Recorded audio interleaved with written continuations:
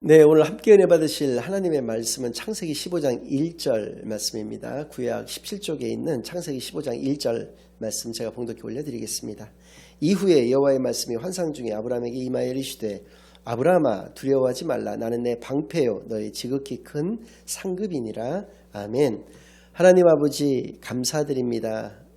오늘도 귀한 주일로 귀한 교회로 귀한 예배로 인도하여 주신 은혜를 진정으로 감사드립니다. 지금 이 시간 저희들이 지난 한 주간 지었던 모든 죄악을 예수 그리스도의 십자가 아래에다 내려놓고 오직 저희들의 온 영과 진리를 다하여 하나님께만 드려지는 예배를 통하여 하나님께서만 영광 받으시는 은혜의 시간으로 이 시간을 인도하여 주시옵소서. 모든 것을 감사드리오며 예수 그리스도의 이름으로 기도드리옵나이다. 아멘. 네, 오늘은 역사의 또 다른 한 축 믿음이라는 제목을 가지고 오늘 본문 말씀을 중심으로 하나님의 말씀을 증거하겠습니다. 특별히 15장 그 1절 말씀과 14장의 내용을 가지고 믿음 가진 자의 네 가지 특징에 대해서 오늘 살펴봄으로써 우리가 어떠한 삶의 자세, 어떠한 삶의 태도, 어떠한 마음가짐들을 가지고 이 땅에 살아가야 될 것인지를 한번 깊이 생각해보는 그런 시간만이 되기를 간절히 바랍니다. 15절 첫 단어, 15장 1절의 첫 단어 이후에라고 하는 단어는 원래적 의미로서는 이 일이 있은 후에라고 하는 의미를 가지고 있습니다. 어떤 일이 있었는가? 그것은 바로 앞장인 창세기 14장에 나와 있는 그런 사건이었는데요. 창세기 14장에서는 이런 내용이 나옵니다.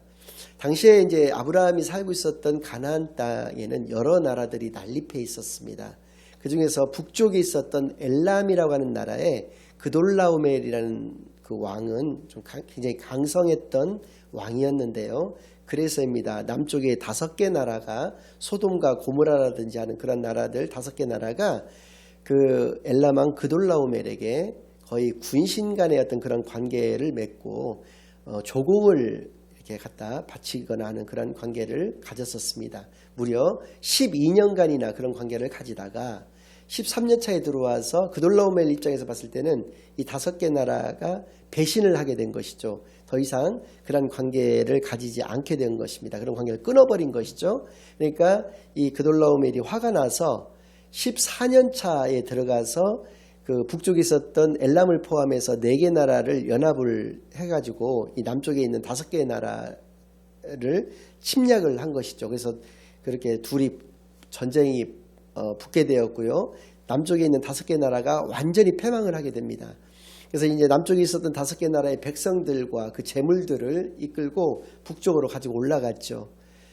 근데 한편 그 소돔이라고 하는 나라에서는 아브라함의 조카 롯과 그의 가족들 그리고 그 재물들까지 모두가 한꺼번에 다 그렇게 탈취를 당하게 되었던 것인데요. 그 얘기를 아브라함이 어떤 사람에게서 이제 전해 듣게 되었습니다. 그랬더니 바로 자신과 뜻을 같이 하는 몇몇 세력들과 또 집에서 기르고 있었던 가병 318명을 거느리고 단이라고 하는 곳까지 쫓아 올라간 것입니다. 북쪽, 그러니까 가나안 땅의 경계를 보통 단에서부터 부엘세바까지라고 얘기를 합니다. 북쪽의 단로부터 남쪽의 부엘세바에 이르기까지를 가나안 땅의 경계로 이렇게 보고 있는데 그 남쪽에 살고 있었던 아브라함이 북쪽에 있는 단에까지 쫓아 올라가 가지고 그들과 전쟁을 벌입니다. 이 개인 아브라함이. 그래가지고 전쟁을 벌여서 거기서 승리를 거둬서 그 빼앗겼던 사람들, 재산들을 다 이끌고 도로 내려오게 되었다는 것이죠. 물론 아브라함의 조카 롯이 그곳에 있었기 때문이기도 하겠습니다만은 여기서 할 수 있는 믿음 가진 자의 첫 번째 특징은 무엇인가? 우리가 어떠한 삶의 모습을 가지고 우리 그리스도인들이 이 땅에 살아가야 할 것인가? 그것은 첫 번째로 돕는 자가 되어야 된다는 것입니다. 어떻게 돕는 자가 되어야 되느냐면 하나님께 받은 것을 가지고 그것이 많든지 적든지 관계없습니다. 그런데 아브라함은 굉장히 많은 것을 하나님으로부터 받았던 것이죠. 왜냐하면 집에서 가병이라는 것은 집에서 기르던 병사를 의미하는데 그것이 318명이나 있을 정도니까 얼마나 막대한 부를 가지고 있었던 사람입니까? 그러나 그럼에도 불구하고 5개 나라에서 연합국이 질 정도니까 개인의 힘으로서는 어찌할 수 없다고 생각해서 주저앉을 수 주저앉는 사람들이 아마 대다수를 이룰 것입니다. 그러나 아브라함은 그 얘기를 듣는 순간에 지체 없이 자신이 가지고 있을 수 있는 모든 역량을 총동원해서 그렇게 쫓아 올라가서 그것을 다 전쟁에서 승리하고 돌아왔다라고 하는 것은 그가 하나님이 자기에게 주신 것을 가지고 남을 돕는 그러한 그리스도인으로서의 어떤 참다운 모습을 가지고 있었던 것을 우리가 알 수 있는 것이죠. 그렇게 해서 내려왔을 때 두 사람이 나가서 그를 영접을 했습니다. 하나는 그 전쟁에 참여하지도 않았던 살렘이라고 하는 나라의 멜기세덱이라고 하는 왕이 있었는데요. 그는 하나님의 왕이자 하나님의 대제사장이기도 했었던 사람입니다. 그는 아무 이해관계도 없었던 아브라함에게 그가 서로 간에 하나님의 사람이라고 하는 그 이유만으로 떡과 포도주를 가지고 와서 전쟁에 나가서 심신이 많이 필요해져 있는 사람들을 위로를 하게 되었고요. 또 14장 19절 20절 말씀을 보니까 아브라함에게 이렇게 축복하는 장면이 나옵니다. 그가 아브라함에게 축복하여 이르되 천지의 주제이시오 지극히 높으신 하나님이여 아브라함에게 복을 주옵소서. 너희 대적을 내 손에 붙이신 지극히 높으신 하나님을 찬송할지로다 라고 그를 축복을 하고 있다는 것이죠. 여기서 알 수 있는 두 번째 그리스도인의 특징, 믿음 가진 사람의 특징은 바로 축복하는 삶을 살아가는 자들이다라는 것을 우리가 알 수가 있습니다.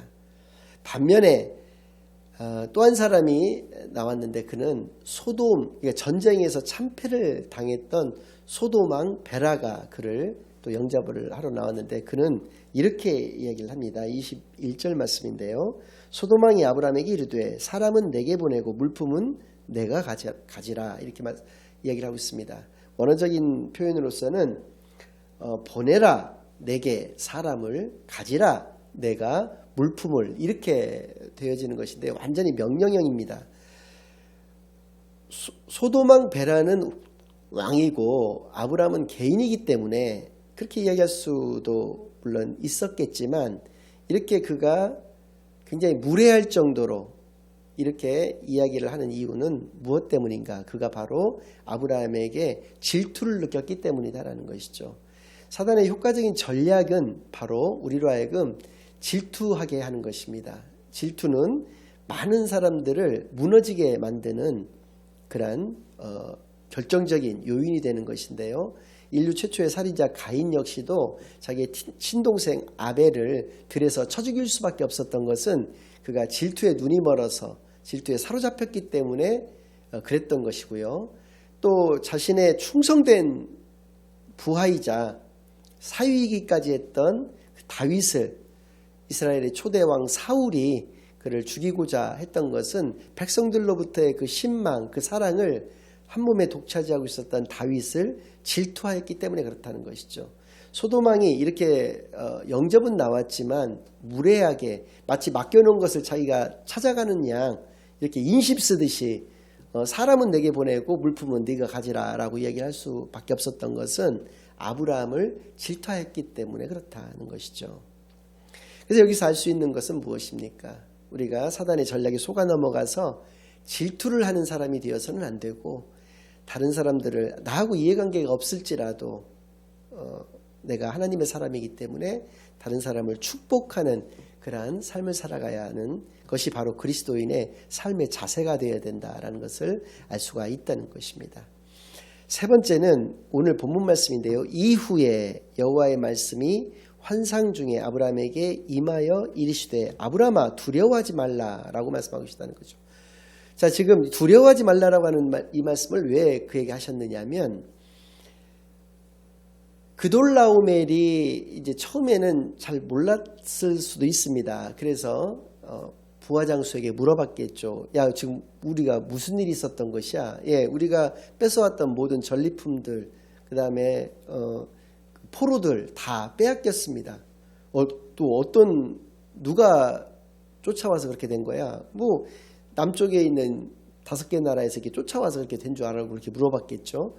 그랬더니 아브라함이라고 하는 개인이 와가지고 그렇게 되어졌습니다 라고 보고를 하면 그돌라오멜이 야 당장에 무기 빨리 챙겨라 가자 이렇게 이야기를 할 수밖에 없었을 것이라는 것이죠. 그 강대국의 왕으로서의 자존심 문제도 있고 하기 때문에 당연히 그렇게 할 것이라는 거고 아브라함 역시도 그렇게 예상할 수 있는 상황이라는 것이죠. 그래서 아브라함에게 두려움이 있을 수밖에 없는 그런 상황 속에서 하나님께서 아브라함에게 두려워하지 말라라고 먼저 말씀하셨다는 것입니다. 지금 두려운 상황일 수밖에 없는 가운데에서 하나님이 두려워하지 말라 이렇게 말씀하셨다고 해서 그 두려움이 그러면 없어지겠는가? 아브라함은 이 두려움이 물론 처음에는 아니었습니다만은 15장 6절 말씀을 보니까 아브라함이 하나님을 믿으니 하나님께서 이를 그의 의로 여기셨다라고 하는 말씀이 나오는 걸로 봐서 이 말씀을 믿고 두려움을 가지지 않았던 것인데요. 그 다음 말씀 때문에 그렇습니다. 나는 내 방패요 너의 지극히 큰 상급이니라 라고 말씀해 주셨습니다. 여기서 하나님이 방패 되어 주신다라고 하는 것은 내 앞에 하나님이 방패를 들고 뭐 적의 불화살 같은 것을 다 막아낸다라고 하는 의미로 해석하시는 분들이 많은데 그런 내용이 아니라 하나님이 친히 방패가 되어 주신다는 것이죠. 하나님이 직접 적의 불화살들을 다 막게 했다는 것입니다. 그리고 나를 하나님의 뒤에 세워놓으셔서 나는 단 한 자루도 단 털끝만큼도 나를 다치지 않게 하나님께서 친히 방패가 되어주신다라고 하는 것이고요. 상급이라고 하는 것은 유산이나 분깃을 의미하는 것입니다. 너의 지극히 큰 상급이다라고 하는 얘기는 나는 네 것이다라고 하는 의미입니다. 하나님이 친히 아브라함의 것이 되어주시겠다라고 하는 그 말씀을 해주신 것이죠. 여기서 할 수 있는 그리스도인의 세 번째 특징은 어떠한 것이냐? 믿음을 소유한 자의 세 번째 특징, 그것은 바로 하나님 안에서 두려워하지 않는 것을 의미한다는 것이죠. 그런데 세상에서는 하나님의 자녀다라고 하고 믿음을 가지고 있다라고 하면서도 너무나 두려워하는 것들이 많습니다. 그 반증이 되는 두어 가지 모습들을 제가 예를 들어 드린다면 이런 것입니다. 이름만 들어도 알 수 있는 대형교회 목사님의 거짓 학위 위조 논란 같은 것들이 가끔가다 벌어집니다. 그것은 왜 벌어지는 것인가? 외국에 있는 명문대 학교의 그 졸업장이 자신의 방패가 되어준다고 생각하기 때문에 그렇다는 것이죠. 그러니까 세상의 학력, 이런 명예, 이런 이름, 이런 것들이 자신을 막아줄 수 있는 그런 방패가 되어준다라고 생각을 하기 때문에 하나님이 방패가 되어준다고 생각을 하지 않기 때문에 그런 일들이 벌어지는 것이다. 과도하게 큰 성전을 건축하는 것도 마찬가지입니다. 그 목회자가 그 목회의 기간 동안에 성전을 크게 지으면 그것이 자기의 업적이 되어주는 것으로 생각하고 그 업적이 자신의 방패가 되어줄 거라고 목사님이던 그 교회 성도들이 그렇게 생각을 하기 때문에 빚을 내서라도 무리하게 성전을 그렇게 크게 짓는 것은 그러한 것에서 그러한 어떤 바탕에서 반로하고 있는 것이다 라고 이야기를 할 수가 있는 것이죠. 그러나 오늘 여기 멜기세덱 또 아브라함에게서 우리가 볼 수 있는 모습은 하나님 안에서 두려워하지 않고 모든 사람들을 축복하고 있는 그러한 모습들이라는 것이죠. 그러니까 하나님이 나의 방패가 되어주신다. 이 믿음을 가지고 있느냐 가지고 있지 못하느냐에 이 증거가 또 되는 것이죠. 하나님 방패를 믿느냐 믿지 못하느냐라는 것이죠. 세상적인 것을 내가 믿느냐 하나님만을 믿느냐라고 하는 것이 바로 믿음을 그가 소유하고 있다 소유하고 있지 못하의 그 경계가 되는 것을 우리가 알 수 있는 것이죠. 마지막으로 네 번째는 그렇게 이제 아브라함이 소돔왕에게는 이렇게 얘기를 합니다. 아브라함이 소돔왕에 이르되 천지의 주제이시오 지극히 높으신 하나님 여호와께 내가 손을 들어 맹세하노니 내 말이 내가 아브라함으로 치부하게 하였다 할까하여 내게 속한 것은 실 한 오락이나 들매끈 한 가닥도 내가 가지지 아니하리라. 그러니까 그러니까 아까도 얘기했지만 소돔왕이 그렇게 아브라함의 기분을 상하게 이렇게 이야기를 했기 때문에 아브라함 역시도 기분이 좀 상했던 것 같습니다.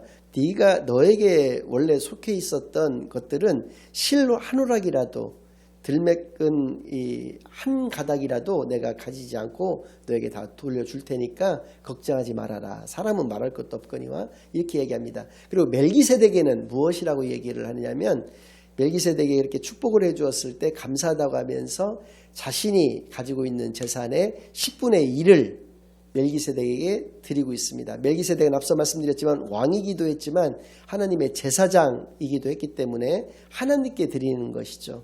그래서 원단 메시지 때도 말씀을 드렸지만 이 11조라고 하는 것은 돈이 아닙니다. 아브라함도 지금 돈을 하나님께 올려드리는 것이 아니라 자기의 신앙을 이게 이 전쟁에서 승리할 수 있게 하여 주신 것은 하나님이 나에게 승리하게 하여 주셨다라는 것이죠. 내가 집에서 길렀던 가병들을 내가 훈련을 잘 시켜서 나의 힘으로 이 전쟁에서 승리를 한 것이 아니라 하나님이 나에게 공급해 주시는 그 능력을 가지고 승리할 수 있었던 것을 고백드리는 그 형태가 멜기세덱에게 11조를 드렸던 그 모습으로서 나타난다는 것이죠.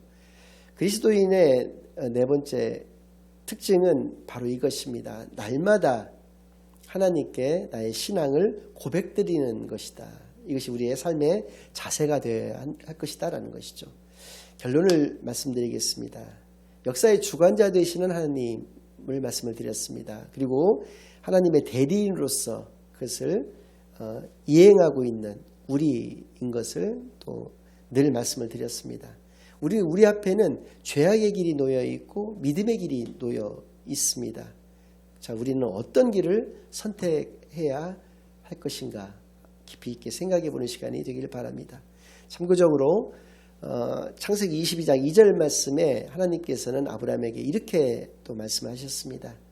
내 사랑하는 독자 이삭을 모리아 땅이라고 하는 곳으로 가서 거기에서 하나님께서 지시하시는 한 산에서 그를 제물로 하나님께 바치라고 하는 말씀을 하시고 계십니다.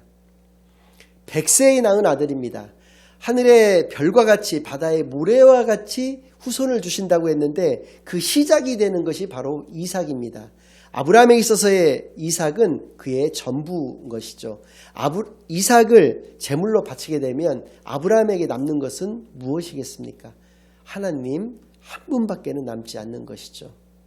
믿음은 이렇게 나에게 어떠한 것이 또 하나님 외에 어떠한 것도 남아있는 것이 아닙니다. 오직 하나님만이 나에게 남아있는 것, 그것이 믿음이다라고 하는 것 반드시 기억하시는 시간. 그리고 이 믿음 가진 자의 네 가지 특징이 어떤 모습이었는지, 어려운 사람을 그냥 지나치지 못하고 돕는 자, 나하고 아무 이해관계가 없지만 다른 사람들을 축복하는 그러한 삶을 살아가는 자, 또 하나님 안에서 두려워하지 않는 그러한 마음가짐, 마음 자세, 또 마지막으로 날마다 하나님께 나의 신앙을 고백드리는 그러한 삶을 살아가는 자라고 하는 것을 기억하셔서 올 한해 이런 아브라함과 같은 또 오늘 말씀과 같은 그러한 귀한 믿음의 소유자들이 다 되시기만을 예수 그리스도의 이름으로 간절히 축원합니다. 아멘. 이제는 우리 주 예수 그리스도의 은혜와 아버지 하나님의 극진하신 사랑과 성령 하나님의 내주인도 역사 교통하심이 오직 하나님을 향한 나의 믿음을 견고히 견지하며 올 한해 하나님의 온전한 자녀로서의 참다운 또 복된 그리스도인으로서의 삶을 살아가기로 다짐하고 결심하고 돌아가는 모든 사랑하는 주의 자녀들과 그 가정 위에 이제로부터 영원까지 항상 함께 있을지어다. 아멘.